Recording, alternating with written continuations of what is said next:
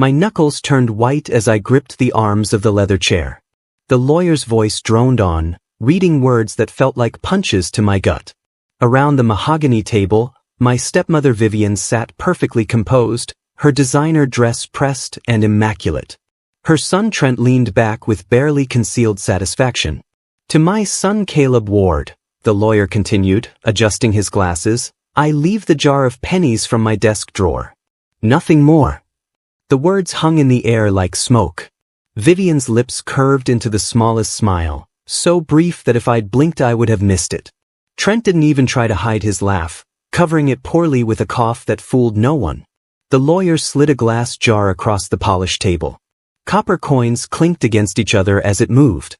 Years of loyalty, of working beside my father in the factory, of learning every aspect of the business he'd built from nothing, all reduced to loose change. My throat tightened. Rage and grief collided in my chest, fighting for dominance. The humiliation burned hotter than anything I'd ever felt. Please subscribe to the channel and write in the comments where you're listening from. My name is Caleb Ward, and this is the story of how the pennies my father left me destroyed the family that betrayed us both. 6 months earlier, everything had been different. I stood beside Dad on the factory floor, the familiar smell of machine oil and metal surrounding us. At 63, Martin Ward still worked harder than men half his age. He wiped grease from his hands with a rag, grinning at something I'd said about the new equipment order. You've got a good head for this business, Caleb, he said, clapping my shoulder. Better than mine at your age. I was 32 then, and those words meant everything. I'd spent the last 10 years learning every aspect of Ward manufacturing. Starting on the floor, moving through logistics, understanding the numbers. Dad had always said the business would be mine someday. The factory door opened, and Vivian appeared. She'd married Dad 3 years ago, a whirlwind romance that had surprised everyone. Elegant and controlled, she navigated the grimy factory floor in heels like she was walking a red carpet. Behind her came Trent, her 35-year-old son from her first marriage. He strolled through like he owned the place, suit pristine, hands soft and uncalloused. Martin, darling, Vivian called, her voice sweet as honey. You promised to sign these payroll authorizations. Dad's expression shifted, became guarded in a way I'd never seen before. He took the papers from her, scanning them quickly. This check, he said, pointing. This was supposed to go to Caleb for the equipment consultation. Oh, I adjusted that, Vivian replied smoothly. Trent handled the consultation instead. You remember, don't you? I watched Trent accept a check that should have been mine, watched Dad hesitate, then sign. Something cold settled in my stomach. It was the first crack in the foundation I'd thought was solid. Over the next few weeks, I noticed changes. Small things at first. Dad stopped asking my opinion on supplier contracts. Board meetings happened without my knowledge. When I tried to access the company financial accounts, my login didn't work. IT error, the secretary said when I asked. They're fixing it. But it never got fixed. Trent appeared in the office more frequently, wearing a new title like a crown, Operations Director. A position that hadn't existed a month ago. A position that overlapped with everything I'd been doing. I tried talking to Dad about it. He was in his office, staring at spreadsheets with an expression I couldn't read. Vivian thinks we need fresh perspectives, he said without looking up. Trent has some business school experience. From 20 years ago, I replied. Dad, what's going on? Nothing's going on. You're being paranoid. But his voice lacked conviction. And when Vivian appeared in the doorway moments later, arms crossed, watching us with those cold eyes, Dad's shoulders hunched slightly. Like he was shrinking. I'd never seen my father shrink from anything. Something was very, very wrong. But I couldn't prove it. Not yet. All I had was instinct and a growing sense of dread that followed me home each night. The dinner happened on a Thursday. Vivian had insisted on a family meal at their house, the mansion Dad had bought when they got married. The dining room was all crystal and silver, nothing like the comfortable home where I'd grown up. Vivian stood, raising her wine glass with practiced grace. To new beginnings, she announced. To the future of Ward Manufacturing. She slid a document across the table to Trent. He signed it with a flourish, grinning. Dad nodded, his expression distant, like he was watching from far away. "What is that?" I asked, setting down my fork. "Just operational restructuring," Vivian replied, her tone turning sharp. "Nothing that concerns you anymore." "Concerns me? It's my father's company. And he's making decisions about its future." She looked at me with something like pity. "You've been distracted lately, Caleb. Maybe this business isn't your path anymore. Maybe it's time you found something else." I turned to Dad, waiting for him to defend me, to tell her she was wrong. But he just stared at his plate, jaw working like he wanted to speak but couldn't find the words. That silence felt like betrayal, like a door slamming shut. Trent smirked across the table. "Some people are meant to work for family businesses," he said. "Others are meant to run them." I left before dessert, my appetite gone, replaced by something that tasted like ash. I couldn't let it go. 2 days later, I cornered Dad in his office after everyone else had gone home. The factory was quiet, just the hum of security lights and distant traffic. "You're letting her take everything we built," I said, not bothering with pleasantries. "You and me did. We built this together." His hands shook slightly as he set down his pen. "You don't understand, Caleb." "Then make me understand. Because from where I'm standing, you're cutting me out of my own future." "It's complicated." "Complicated how?" "She shows up, marries you, and suddenly I'm being erased." "You don't know what you're talking about." His voice rose, but it wasn't anger. It was something else. Fear maybe, or guilt. The office door opened. Vivian stood there, perfectly backlit by the hallway lights, arms crossed.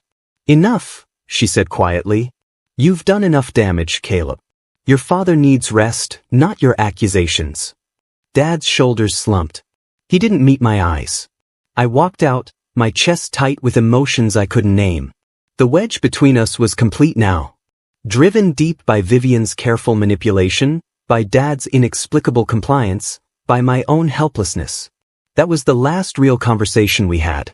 The call came 2 weeks later, at 3 in the morning. Dad had suffered a stroke. Massive. He was at County General, condition critical. I drove through empty streets, hands gripping the steering wheel so tight my fingers cramped. The hospital corridors smelled like antiseptic and fear. I found his room, pushed through the door, and stopped. Vivian sat beside the bed, perfectly composed despite the hour. Trent stood at the window, checking his phone. They looked up when I entered, and something passed between them. A look I couldn't quite interpret. Dad lay in the bed, tubes and wires connecting him to machines that beeped steadily. His face was pale, slack on one side. When he saw me, his eyes widened. His hand lifted slightly, reaching. I moved toward him, but Vivian stood smoothly. "He needs rest," she said, positioning herself between us. The doctors were very clear. No stress, no visitors staying long. "I'm his son. And I'm his wife. Please kill. He's very fragile right now." Dad's hand was still reaching, his mouth working around words that wouldn't come. But Vivian pressed the call button, and within seconds, a nurse appeared. "My husband needs to rest," Vivian said sweetly. "Could you show this visitor out?" I looked past her at Dad. Tears leaked from the corners of his eyes. He was trying to tell me something, but the stroke had stolen his voice. I left feeling hollow, like something essential had been carved out of my chest. Dad died 3 days later. I wasn't there. Vivian claimed she tried to call me, but my phone showed no missed calls. The funeral was held at the big church downtown, the one where important people had their services. Cold rain fell throughout the ceremony. Black umbrellas clustered like crows. Vivian played the grieving widow perfectly, dabbing at her eyes with a silk handkerchief that never quite touched her makeup. Trent gave a eulogy that made my stomach turn. He talked about Dad's vision for the future, and passing the torch to the next generation, like he'd been part of the family for decades instead of 3 years. I stood in the back, apart from everyone, and watched the performance. A few of Dad's old friends tried to approach me, but Vivian's circle had effectively isolated me. The whispers had started. Ungrateful son. Abandoned his father. Caused him so much stress. After the burial, The lawyer approached me with a manila envelope. "The will reading is scheduled for Monday," he said quietly. 10 a.m. at my office. Vivian's eyes glittered as she watched this exchange. She already knew what was coming. I could see it in her smile. I sat in my apartment that night, staring at the jar of pennies the lawyer had given me. The humiliation still burned. Around the room, pennies were scattered where I'd thrown the jar against the wall in a moment of rage I wasn't proud of. Everything I'd worked for. Everything Dad and I had built. Gone. Given away like it meant nothing. I knelt to start cleaning up the mess, sweeping pennies into a pile. My hand brushed something that wasn't metal. Paper, folded small and tight. I pulled it out, unfolding it carefully. Dad's handwriting, shaky but readable. If they're reading this, they've taken what's mine. What's yours is hidden where I made my first dollar. I read it 3 times, my heart hammering. The rage began transforming into something else. Something sharper. Maybe Dad hadn't betrayed me after all. Maybe he'd been fighting back the only way he could. I grabbed my jacket and keys. The workshop. Dad's old workshop where he'd started the business 40 years ago, before the factory, before everything.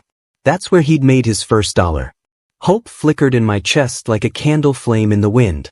The workshop sat on the edge of town, a squat building that hadn't been used in years. I had a key still, from when I was a teenager helping Dad with weekend projects. The lock resisted, rusty, but finally gave in. Inside, dust covered everything. Old equipment sat like ghosts in the darkness. I turned on my phone's flashlight and started searching. Drawers full of old parts. Shelves stacked with supplies that had gone bad. A calendar from 1986 still hung on the wall, yellowed and curling. The year Dad had started the business. The year he'd made his first dollar.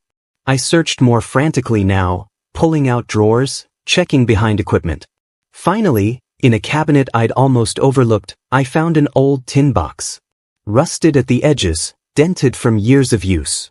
The label read, "First Job, 1986. Inside was a single dollar bill, faded and brittle, protected in a plastic sleeve. And beneath it, a small brass key on a simple ring. No label. No explanation. Just a key. But Dad had led me here for a reason. This key opened something important. Something Vivian and Trent didn't know about. I held it up in the flashlight beam, and for the first time since Dad's death, I smiled. It took me 2 days to figure out what the key opened. It was too small for a safe deposit box, too large for a typical padlock. The brass had a number stamped into it, 247. I drove to every storage facility in the county. On the 3rd try, at a place called Secure Store on Highway 9, the manager's eyes lit up when I showed him the key. "Unit 247, he said. "Martin Ward's unit. Paid up for the next 10 years. You're listed as authorized access." My hands shook as I unlocked the metal door and rolled it up. Inside were a dozen boxes, neatly labeled and stacked. File boxes, the kind businesses use for records. I pulled the first one down. Company records from 2 years ago. Financial statements, contracts, invoices. All meticulously organized in Dad's careful handwriting. The second box held more of the same, but from last year. And that's when I started noticing the discrepancies. Payments to vendors that didn't match our records. Money transferred to accounts I'd never seen. Amounts that should have been there but weren't. I spent 3 hours in that storage unit, my shock growing with each box I opened. This wasn't just bad record keeping. This was systematic theft. And every fraudulent transaction had Vivian's signature on it. I couldn't process this alone. I needed someone who understood the numbers, who knew the company's financial history. Ruth Holloway had been Dad's accountant for 20 years before retiring last year. She'd always liked me, had watched me grow up in the business. If anyone would help, it would be her. I called from the storage unit. She answered on the 3rd ring. "Caleb? Is everything all right?" "Mrs. Holloway, I need your help. It's about Dad's company. I found something." A long pause. Then, "Can you come to my house? Now." Her living room smelled like lavender and old books. I spread the documents across her coffee table, and Ruth leaned forward, her reading glasses reflecting the lamplight. She went through page after page, her expression growing more grim. Finally, she sat back and removed her glasses. "Your father knew," she said quietly. "He came to me 6 months ago with concerns. Asked me to make copies of certain records before they could be lost. Why didn't you tell me? He made me promise to wait. Said if anything happened to him, you'd come looking." She took my hand, her grip surprisingly strong. "He was protecting you, Caleb. And he was building a case. Against Vivian. Against Vivian. Against Trent. Against everyone who'd infiltrated his company and tried to steal what he built. But the stroke came before he could act. I looked at the documents spread before us. Evidence of embezzlement. Theft on a massive scale. And Dad had documented all of it, piece by piece, knowing I'd need it. The pennies hadn't been an insult. They'd been a treasure map. Vivian must have sensed something. 3 days after I'd been to the storage unit, she showed up at my apartment. Trent stood behind her like a bodyguard, trying to look intimidating in his expensive suit. "We need to talk," Vivian said, her voice honey-sweet but her eyes cold. "About what?" "About you accepting reality and moving on. The will was read. You got what Martin felt you deserved. It's time to let go." I leaned against my doorframe, blocking them from entering. That's interesting advice coming from someone who stole from him for 2 years. Her smile froze. Just for a second, just a flicker, but I saw it. "I have no idea what you're talking about." "Don't you? The offshore accounts. The fake vendor payments. The contracts you modified after Dad signed them. Should I go on?" Trent stepped forward. "You're making serious accusations without proof." "Am I?" I smiled. "Maybe you should ask yourself why I'm so confident." Vivian's composure cracked further. "Whatever you think you found, whatever games you're playing, stop. The company is ours now. Legally. You have no standing, no claim, nothing. If you continue this investigation, we'll have no choice but to take legal action against you for harassment. Then I guess I'll see you in court." I closed the door in their faces, my heart racing. I'd shown my hand too early maybe, but I'd wanted to see their reaction. Wanted them to know I wasn't beaten. Through the door, I heard Vivian's voice, low and venomous. "Find out what he knows. And make it go away." I spent the next week documenting everything. Ruth helped me organize the evidence into a coherent timeline. We cross-referenced bank statements with company records, matched signatures, traced payments to their final destinations. The picture that emerged was damning. Vivian had begun small, right after marrying Dad. A few thousand here and there, masked as legitimate expenses. But she'd grown bolder, especially after Trent joined the company. Together, they'd siphoned over $800,000. But I needed more than documents. I needed official banking records, and those required authorization I didn't have anymore. Except Dad had thought of that too. I returned to the storage unit, going through boxes more carefully this time. In the bottom of the last box, wrapped in an old t-shirt, I found an envelope marked, "For Caleb, open in emergency." Inside was a letter. "Son, if you're reading this, I'm gone and they've already moved against you. I'm sorry. I should have been stronger, should have stood up to her sooner. But I was afraid of being alone again, afraid she'd take everything if I fought back. So I built this insurance policy instead. I opened a separate account in your name. The details are in this envelope. In that account, you'll find legal documents establishing a trust, 51% ownership of Ward Manufacturing, transferred to you 2 years ago. I did it before I married Vivian when I still had the chance. She doesn't know about this. She thinks she inherited everything. Let her believe it until you're ready to strike. Protect my name, Caleb. And protect what we built." My hands shook as I read his final words. "The truth is enough. You don't need to destroy them. Just expose them. Dignity always wins in the end." The bank manager at First National was hesitant at first.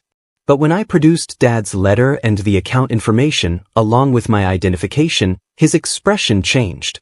"Mr. Ward did mention you might come," he said carefully. He was very specific about access protocols. He led me to a private room and brought out a safety deposit box. Inside were more documents, share certificates, trust agreements, legal papers I'd need a lawyer to interpret fully. But the key document was clear enough. 51% ownership of Ward Manufacturing, transferred to a trust with me as the sole beneficiary. Dated 3 years ago, 6 months before Dad married Vivian. She'd been living a lie. Running a company she didn't actually control. Making decisions with authority she didn't legally have. And she had no idea. I photocopied everything, made digital backups, secured the originals in my own safe deposit box. Then I called Elliot Marsden, a lawyer Ruth had recommended. I need someone methodical, I told him. Someone who can build an airtight case. What kind of case? Fraud. Embezzlement. And I have all the evidence. His pause was thoughtful. How much evidence? Enough to put her away for 15 years. Then I'm your man. Ruth and I met with Elliot at his office downtown. We spread the evidence across his conference table. The documents from the storage unit, the bank records, the share certificates, everything. Elliot worked through it silently, occasionally making notes.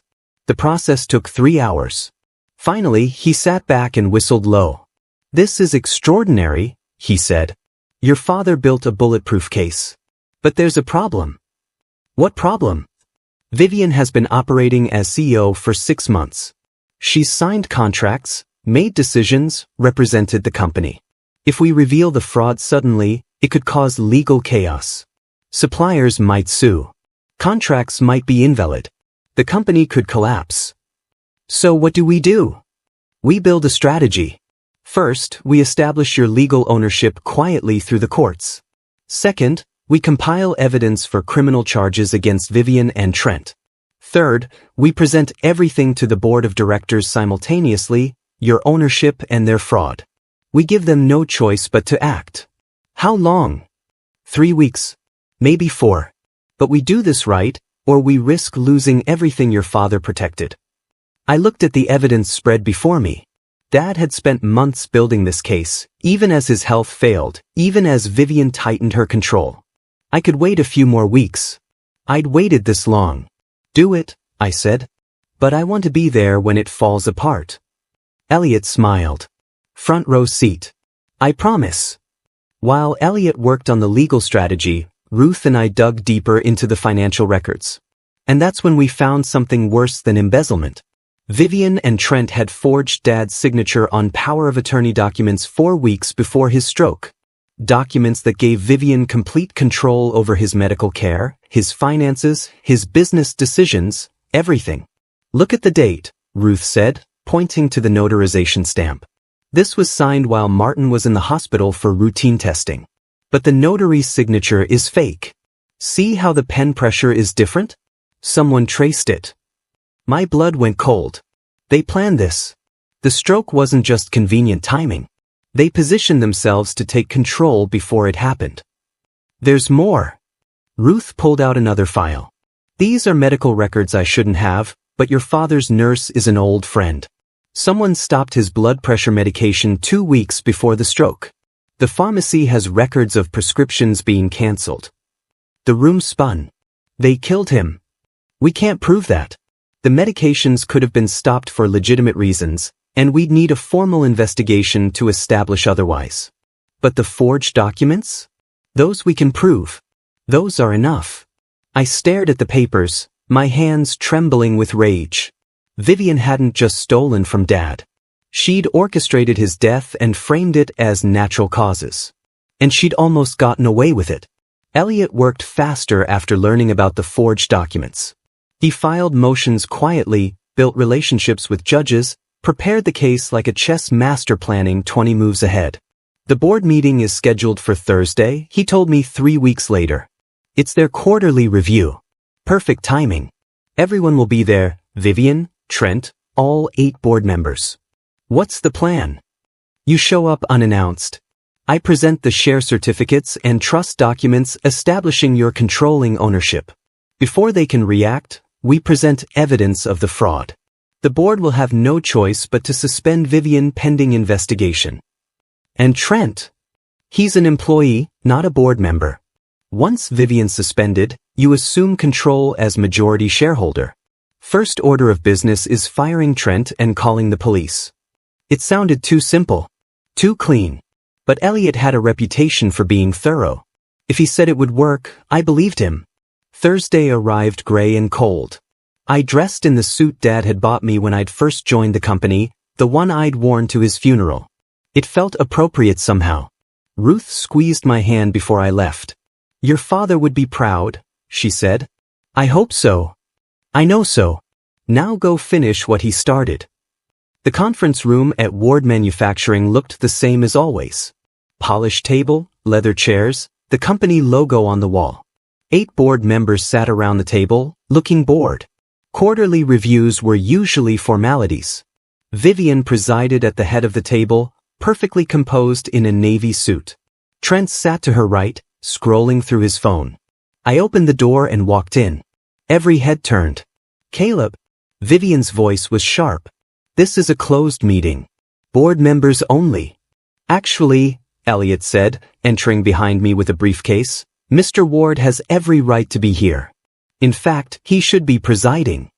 "I don't know who you are, but—" Elliot slid documents across the table. "Elliot Marsden, attorney. And these are share certificates establishing Caleb Ward as majority shareholder of Ward Manufacturing, with 51% ownership. The shares were transferred via trust 3 years ago by Martin Ward." Silence. Complete, stunned silence. Vivian's face went pale. Then red. Then pale again. "That's impossible. I inherited." "You inherited 30%, Elliot continued calmly. "Martin Ward's remaining shares. But the controlling interest was already gone, transferred to his son to protect the company's future." One of the board members, Arthur Simmons, picked up the documents. He'd been Dad's friend for 40 years. His eyes widened as he read. "These are authentic. Notarized, filed, completely legal." Vivian grabbed at the papers. "This is fraud. Caleb forged these." "We have the original transfer documents from 3 years ago," Elliot replied. "Bank records. Witness testimonies. Everything is authentic. But if you'd like to discuss fraud." He pulled out another folder. "Let's talk about embezzlement. Forged invoices. Offshore accounts." The room exploded. Papers scattered as Vivian stood abruptly. "This is a setup. You have no proof of anything."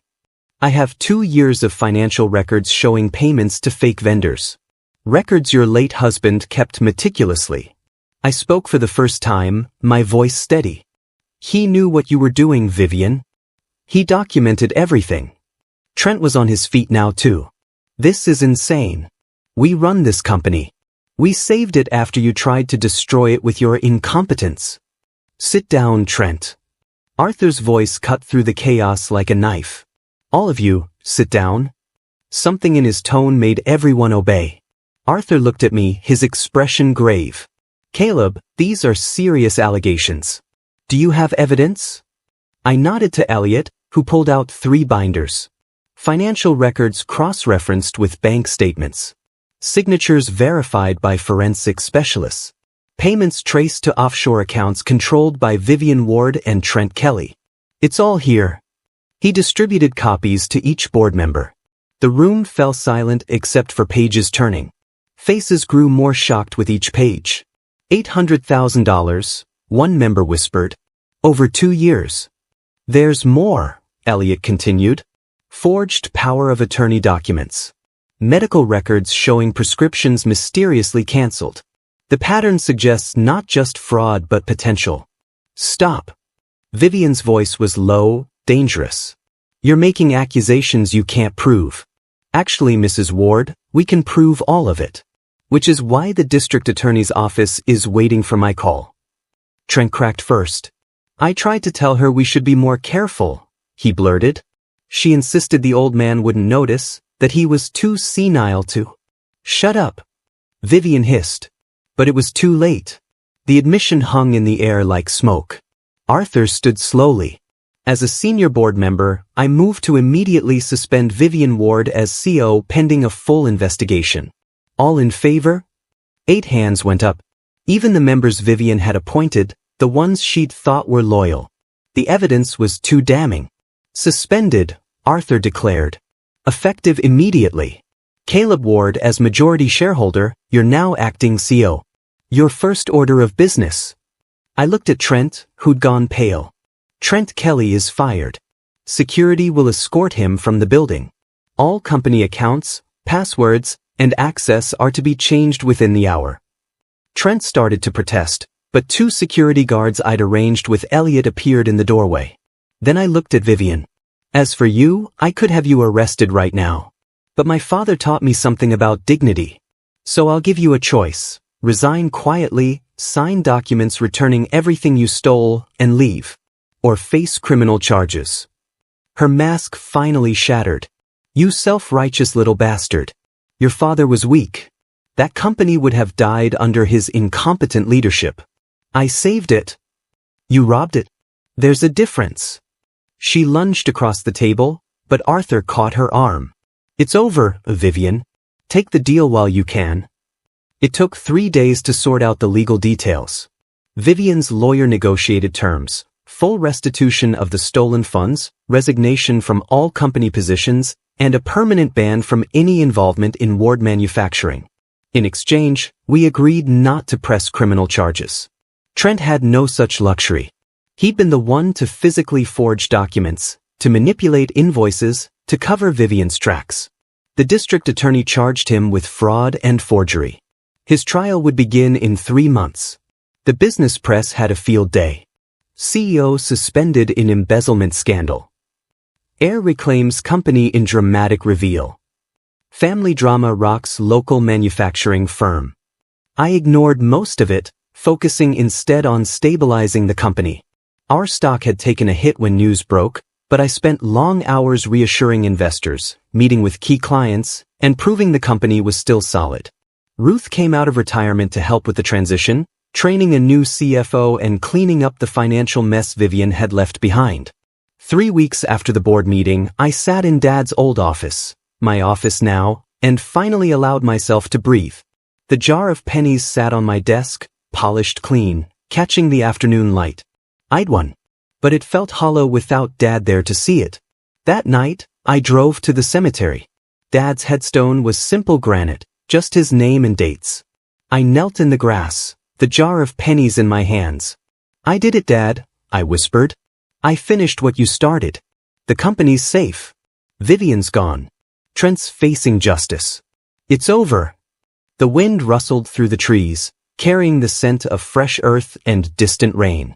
I imagined Dad's voice in that wind, proud and relieved. You didn't leave me pennies, I said. You left me proof. You left me the truth. And that was more valuable than anything. Rebuilding the company's reputation took months. I hired back employees Vivian had fired, good people who'd been loyal to Dad. I renegotiated contracts fairly, restored relationships with suppliers, and focused on the quality that had made Ward Manufacturing successful in the first place. The board members who'd rubber-stamped Vivian's decisions quietly resigned. I replaced them with people I trusted, people who remembered what the company used to be. The factory floor felt different now. Lighter somehow, like a weight had lifted. Workers smiled again. Productivity increased. We landed 3 major contracts in 2 months, all from clients who'd heard about the shakeup and wanted to support the change. I established a scholarship fund in my mother's memory. She'd died when I was young, long before Vivian appeared. The fund would help children of factory workers attend college, pursuing dreams their parents' wages might not cover. Dad would have liked that. He'd always believed in giving back. 6 months after taking over, I sat in a community board meeting where we were being honored for our contributions to local employment. The mayor praised Ward Manufacturing's return to its ethical roots. I accepted the plaque, but my mind was elsewhere. On Dad. On the pennies. On how close I'd come to losing everything. That night, I wrote a letter. Not to send anywhere, just to get the words out. Dear Dad, you knew I'd be angry about the pennies. You counted on it. Counted on me being too stubborn to just accept defeat. You left me a puzzle because you knew I'd solve it. I understand now why you couldn't fight her openly. She had you trapped, isolated, afraid. But you found another way. You built a trail of breadcrumbs that led me to the truth. Thank you for believing I was smart enough to follow it. Thank you for trusting me with your legacy. I'll protect it, I promise. Not just the company, but the values you taught me. Fair dealing. Hard work. Treating people with dignity. You taught me that worth isn't in what you're given, but what you earn back. I earned this with your help, but I earned it. I hope wherever you are, you're proud. I folded the letter and placed it in the jar with the pennies, then sealed the lid. Trent's trial was brief. The evidence was overwhelming. He was sentenced to 5 years for fraud and forgery. Vivian attended every day of the trial, her face a mask I couldn't read. On the last day, as she was leaving the courthouse, she stopped beside me on the steps. "You're just like him," she said quietly. "Stubborn. Principled. Boring. I'll take that as a compliment." It wasn't meant as one. She adjusted her designer sunglasses. "Your father could have been great. The company could have been an empire. But he was too afraid to take risks, too worried about being ethical. I would have made him legendary. You would have destroyed him. And you almost succeeded." She smiled, but it didn't reach her eyes. "Almost only counts in horseshoes, Caleb. You won. Congratulations. I hope you choke on your victory." She walked away, her heels clicking on the courthouse steps. I never saw her again. Last I heard, she'd moved to Arizona, living off whatever money she'd managed to hide before we'd found it all. I didn't care. She was someone else's problem now. Standing there on those courthouse steps, watching her disappear into the crowd, I felt something release. Not quite forgiveness, but acceptance. She'd played her game and lost. The story was over. I drove back to the factory, back to work, back to the life Dad had built and I was now stewarding. The pennies sat in their jar on my desk, a reminder of how close I'd come to losing everything. But also a reminder that sometimes the smallest things, a jar of coins, a folded note, a father's quiet faith in his son, can change the world. A year after Dad's death, I stood in the factory he'd founded, watching the morning shift begin. The machines hummed with familiar rhythm. Workers moved with purpose, their faces showing the pride of building something real. In my office, I'd hung a photo of Dad from 1986, standing outside the original workshop, holding a wrench and grinning. Young and hopeful, with the whole future ahead of him. Beside it, I'd framed the first dollar he'd made, the one I'd found in the tin box. And beside that, 1 penny from the jar, mounted on a small plaque that read, "The smallest gift can carry the greatest meaning." Ward Manufacturing was thriving. We'd just been named Manufacturer of the Year by the State Commerce Association. Orders were up 40%. We'd hired 50 new workers in 6 months. But the success wasn't what mattered most. It was the restoration of Dad's reputation. People who'd believed Vivian's lies now knew the truth. His name was clean again, honored, remembered rightly. I thought about the will reading, the humiliation of those pennies, the way Vivian had smiled. She'd thought she'd won. Thought she'd crushed me completely. She couldn't have known she was handing me the key to her own destruction. The penny jar now sat in a place of honor in our company museum, a small room I'd created showcasing Ward Manufacturing's history. School groups toured it sometimes, learning about entrepreneurship and perseverance. I'd added a placard explaining the pennies. Martin Ward left these to his son, along with a note that exposed fraud and saved the company. A reminder that truth always has value, no matter how small it seems. That afternoon, I drove to the cemetery. The late autumn sun slanted through the trees, casting long shadows across the grass. Leaves crunched under my feet as I walked to Dad's grave. I brought the jar. Now empty, the pennies distributed between the museum and a few close friends who'd helped me through everything. I placed the jar beside his headstone, where flowers usually went. "It's done, Dad," I said softly. "Everything you wanted. The company's stronger than ever. Vivian's gone. Your name is clear. I'm running things the way you taught me. Fair, honest, treating people right." A breeze rustled the trees, warm despite the season. "I understand now why you left me the pennies. Not to hurt me, but to make me fight. You knew I'd be too stubborn to just accept it. Too proud to let them win. You counted on that." I knelt, touching the cool granite of his headstone. You taught me that worth isn't in what you're given, but what you earn back. I earned this.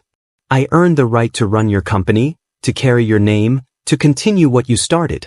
And I'll keep earning it every single day. The jar caught the sunlight, empty but somehow fuller than when it had held pennies. Fuller with meaning, with purpose, with the legacy Dad had left me. I stood, brushed off my knees, and walked back to my car. The shadows grew longer, evening approaching. Tomorrow I'd be back at the factory by 6 a.m., walking the floor, checking production, making sure everything met the standards Dad had set 40 years ago. Some people might say I'd gotten revenge, that I'd destroyed my enemies and reclaimed what was rightfully mine. But as I drove away from the cemetery, I knew the truth was simpler and more profound. I'd honored my father. I'd protected his legacy. I'd chosen dignity over destruction, truth over revenge, patience over rage. The pennies hadn't been an insult. They'd been the most valuable gift Dad could have given me, the chance to prove I was worthy of everything he'd built. The chance to show that I'd learned not just how to run a business, but how to be a man of principle in a world that doesn't always reward principles. As I pulled onto the highway, heading back toward town and the factory and the life I was building, I smiled. Dad had taught me one final lesson. Sometimes the smallest inheritance carries the greatest value. And sometimes winning isn't about destroying your enemies. It's about becoming the person your father always believed you could be. The jar sat empty on his grave, catching the dying light. Empty, but never valueless. Because it held something more precious than money. It had held the truth. And the truth had set us both free. If this story touched your heart, please give this video a thumbs up and share it with someone who needs to hear it. Drop a comment below about a time you discovered something valuable that seemed worthless at first. And don't forget to subscribe to our channel for more powerful true stories every week.